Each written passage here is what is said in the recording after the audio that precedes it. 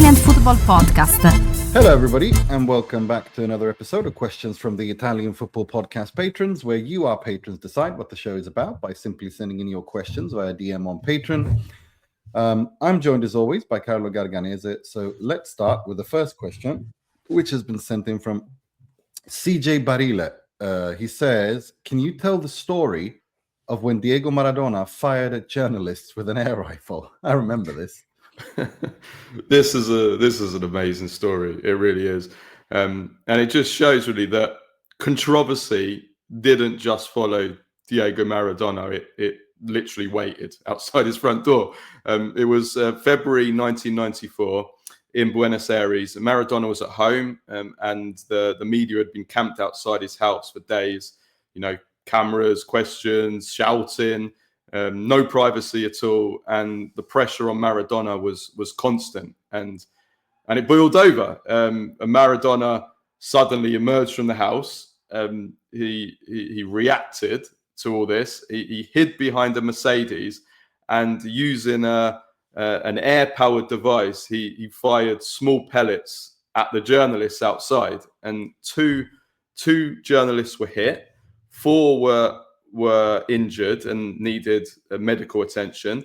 The police arrived. Maradona was taken in for questioning, and he was later charged. He received a suspended sentence of 2 years and 10 months, as well as community service. So yeah, Diego Maradona, a genius of a footballer, a storm of a man, and that day the storm literally erupted at his house. It really did, didn't it? And it was. I remember the images that were going around. It was mental. There's a video. He do something? There's a video. Yeah, there's a video. There's a video. Yeah. He's behind the car, and he's just But didn't he do something? Didn't he do something similar in Naples as well? Or I have this memory of something. He did many things in Naples, Nima, so it's very... No, I mean, there was something very similar. That he did something like that in Naples as well. I can't remember exactly what it was, but I have a vague memory of that. Mm. Yeah, so many stories to tell of Maradona. They're never ending. They really don't. Right, next question. Bingo Wings says, ahead of the Inter versus Arsenal in the Champions League, tell us your combined Milan Arsenal 11. Well, not Milan, Inter. Do you want to just redo that? Because we'll use this on social. I'm tired. It's really early in the morning. Right. So ahead of the Inter versus Arsenal Champions League, give us your combined Inter Milan Arsenal 11. Okay. So you read out. I'll read out each one. I'll read out each one. You give yours, and I'll give mine at the end of it. Yeah. Right. So Inter Milan Arsenal combined 11. Sommer versus Raya. Raya. I mean, personally, I'm not big. I'll just say Raya, and then I'll let you say yours, and then we'll talk about it after. So Raya for me. Raya for me too. I think both. I'm not big. I'm not big on both, to be honest with you. I'm not big on either. For me, it's like I when we do these combined 11s, I don't do like overall like quality. I'm talking about or their height. I'm talking about where they are right now. Yes, absolutely. If that makes sense. Yeah. So for me, right now, Raya is better than Sommer. Agreed. Denzel Dumfries versus Timber. Denzel Dumfries. Yeah, same. Jan Bisek versus Saliba. There's no Saliba. discussion. There's no discussion. Yeah. Saliba. Akanji versus Gabriel. No discussion again. Gabriel. No discussion. Same. I mean, they're the best two centre. That's the best centre back partnership in Europe. In the world. Yeah. I think in the world. Well, if you're in Europe, it's the world. Yeah, you're not unless you've got someone from Santos or MLS. Yeah. So Bastoni versus Calafiori. This season, Calafiori. Yeah, I think this season you have to go with Calafiori. But overall quality, Bastoni. Çalhanoğlu versus Rice. Purely because he's more my kind of player, Çalhanoğlu. I think Çalhanoğlu's been better than Declan Rice this season. I think both have been very good, but I think Çalhanoğlu's been better. Nicolo Barella versus Zubimendi. I mean, on career, you go Barella, but again, Exactly. on this season and the way that I see Barella kind of, Zubimendi for me. Same, based on performance this season. Zielinski versus Ødegaard. This is closer than many would initially think, because Odegaard, fantastic, but not having a difficult season, lots of injuries. And if we're going purely on form right now, I'd probably go Zielinski. I agree with you. I think he's been outstanding. Federico Di Marco versus Trossard. Obviously not the same position because they play different formations, but Di Marco, he's been Inter's best player this season. Yeah, I have to go Di Marco based on form too, because of the fact that not only is he been Inter's best player, he's having the best season of his career so far, in my opinion. I don't think he's ever been better. Lautaro versus Gyökeres. Lautaro, not having the best season, but nor is Gyökeres. Yeah, Gyökeres is having a really bad season so far. Lautaro, although not as good enough, he's been better than Gyökeres for sure. And also more proven at this level as well than Gyökeres. Yeah. Marcus Thuram versus Saka. Both really important for their teams, but I'm going to go Marcus Thuram. Yeah, same. I think, both very important. I think Saka's been very good, but I think Thuram, although he's not been the best, at his absolute best, I think he's been outstanding. So go with him. So do we have the same there? I think we had exactly the same. So what was the numbers there? It was 1-0, 1-1, 2-1, 3-1, 4-1, 4-2, 5-2, 5-3, 5-4, 5-5. Inter win it 6-5. Yeah. Arsenal were killing it, and the comeback from Inter there in the second half. So yeah. Well, the thing is, Arsenal are better defensively and in goalkeeping, which is not a controversial thing to say at all, if we're honest. So, yeah. Right, next question. Immobi says, following up on the list you did about Lautaro and Inter strikers, where does he rank as a captain in Inter's history? Let's focus on the last 40, 50 years. I'll be honest, I haven't done a list of the players, so we're not going to do this in a social way. No, but listen, since you said last 50 years, that means 25, 26, so 1974 onwards, I can't choose Facchetti. So otherwise, for me, Facchetti, Picchi, these guys definitely go on there. You can choose Facchetti. Facchetti was still Inter captain until the late 70s. He didn't retire. Yeah, but it was towards the end of. Do you know what I mean? Like he was towards the end of his career. His peak was earlier. Yeah, of course. But but you can choose him. Yeah. I mean, my point is the reason why I don't have him higher. But in terms of importance, look, the three most important Inter captains of all time for me are Picchi, Facchetti, Zanetti. Those are the three most important of all time. And then you have Bergomi and Lautaro. Like that's where that's kind of that's my list. But yeah, Picchi, Facchetti, Zanetti. Those are the most important ones. The captain of the 89 team was what's his name? Was it the defender? Was it Mandolini? Who was the captain of the 89 team? I can't remember. I think it was. Why am I thinking Mandolini was the captain of the 89 team? It was one of the lesser Italians, or was it Bergomi? Yeah. Was Bergomi already captain in 89? For some reason, I'm thinking it was one of the kind of random Italians. It was Bergomi. Yeah, it was Bergomi. Okay, I don't know why I was thinking Mandolini for some reason. Yeah, but yeah. No, Bergomi is like he was. Yeah, no, Bergomi has to be fourth. I mean, those four are just pillars of Inter's history that I mentioned. You can't go past them. I mean, Picchi, Facchetti, Zanetti, Bergomi. Those are like literal pillars. Everyone else comes, at least until now, unless Lautaro becomes the greatest all-time goal scorer of Inter, wins Champions League, then we can maybe throw him into the discussion. But as things stand right now, those four are head and shoulders above everyone else. Right, next question. Mike Gurrieri. Well, we've got two questions here. Mike Gurrieri and Stephen Barr kind of asked the same question. Mike's question, then Stephen. Nima, are there any Serie B players that have stood out so far for you this season that could make that you think could make the step up to Serie A with a new club in this transfer window? Stephen Barr says, "Hi guys, this one's more for Nima. Now that we're halfway through the season, are there any young, exciting Italian players in Serie B that you think we should keep an eye on for the future? Thanks for the great work." Let me just bring up my notes because I had prepared I had something prepared here, but I will say that there aren't really that many youngsters, unfortunately.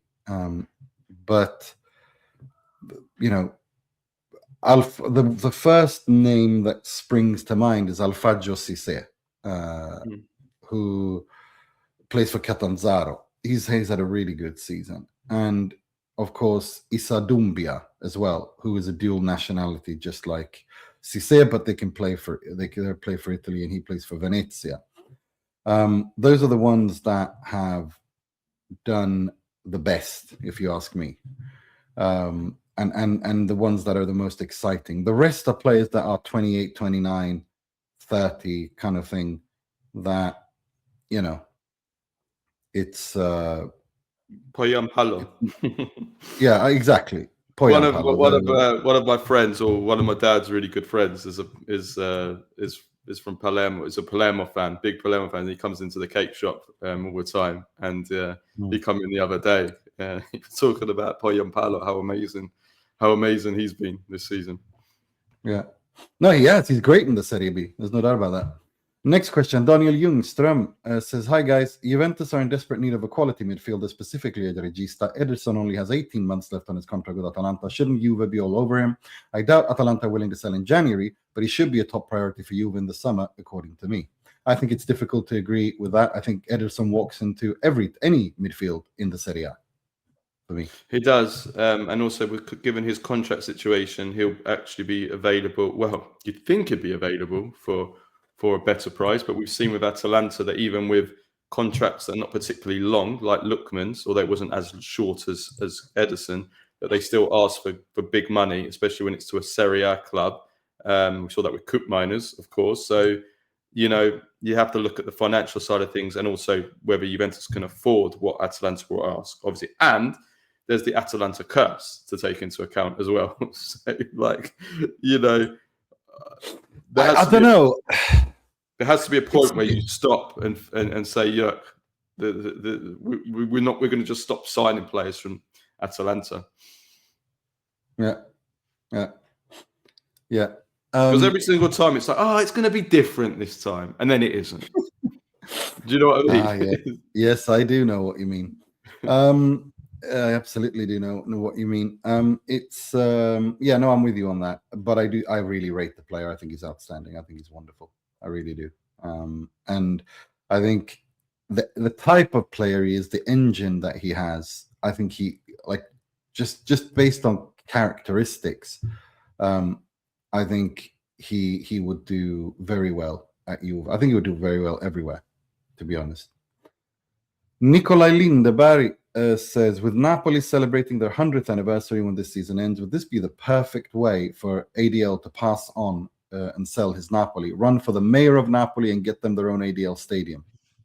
Well, if you ask him, they should rename the entire country of Italy to De Laurentiisville, the Republic of De Laurentiis, because he's so great. But not just Naples, but the kingdom of ADL. But I don't think given that he's managed to reinvigorate them, and they've won another Scudetto, and they won the Supercoppa as well, and they could very well win the Coppa Italia. This project is far from over. I think we're enjoying the last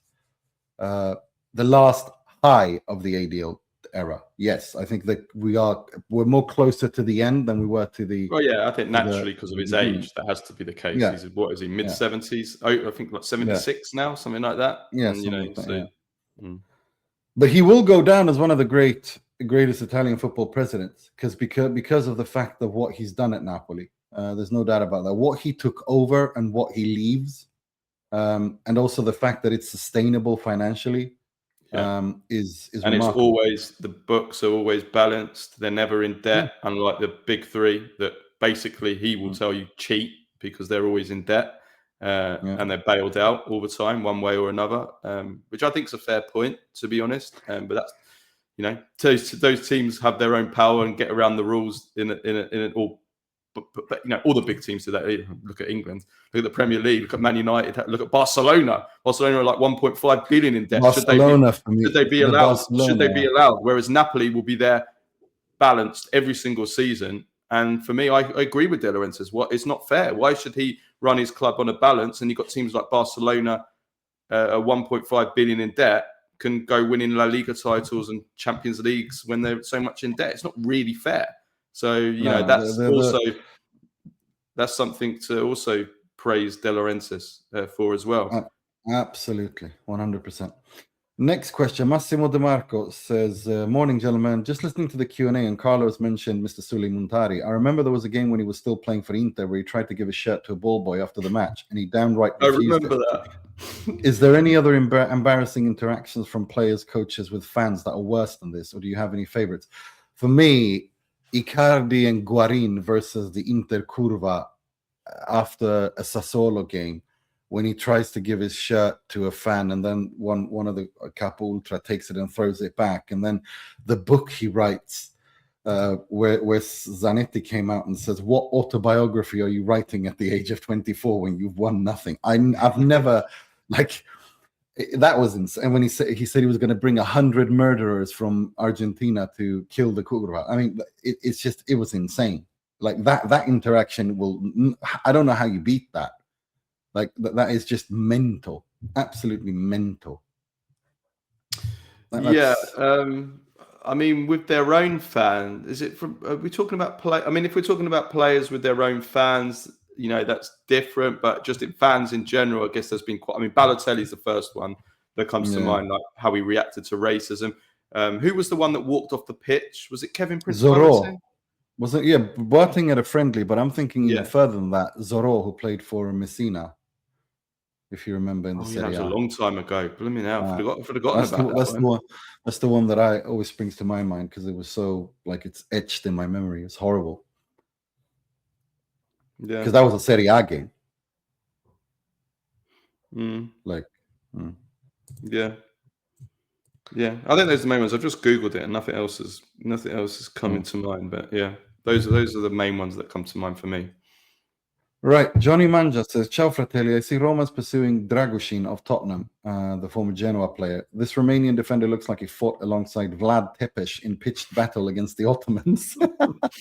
Or perhaps I could see him as a general in the last decades of the Western Vlad Tepes put people on the cross with spikes through them and then eat them? Yeah, Vlad the Impaler, I think. Yeah, that's Vlad Tepes, isn't it? Yeah, I think so, yeah. Leading a column of Romanized Balkan legionnaires. Maybe I read too much history. If he transfers, he will be known as Draco Cesaris, Caesar's dragon. Anyway, can you talk about his on-pitch skills? If I remember correctly, we did a profile deep dive on him when he was at Genoa. And if you go to but sorry, when he was at Genoa before he went to Tottenham. If you go to our YouTube page and you click the playlist profile deep dives, there you can see, just scroll down and there you can find every single player we've ever done a profile deep dive on, dating back to when we started this podcast. So I'll be honest with you, I was never, at the time when he went, I've never been big on Dragusin, to be honest with you. I mean, I think he's good. I think he's a committed, tough defender who battles, but he hasn't done particularly well at Tottenham. At Juventus, he never convinced me. Obviously, he was still very young then. Did well at Genoa, but I didn't think he was amazing and that amazing. But obviously, they saw something in him. So yeah, I don't know. I guess it depends what the fee is. Yeah, agreed. Depends what the fee is. Yeah, a Agreed. loan with an option would be good because then you can see how he does. And Roma do need to bring in another defender, so yeah, I wouldn't be against that. Yeah. Nick Passaretti says, "Hi, fellas. Question for the pod. Please help me settle this debate with a friend. It's the quote. Is the quote from Maldini saying, 'If I have to make a slide tackle, I've already made a mistake,' a real quote that he said, or is it fake? I think he thinks it's real and misinterpreted. I think it was a made-up quote.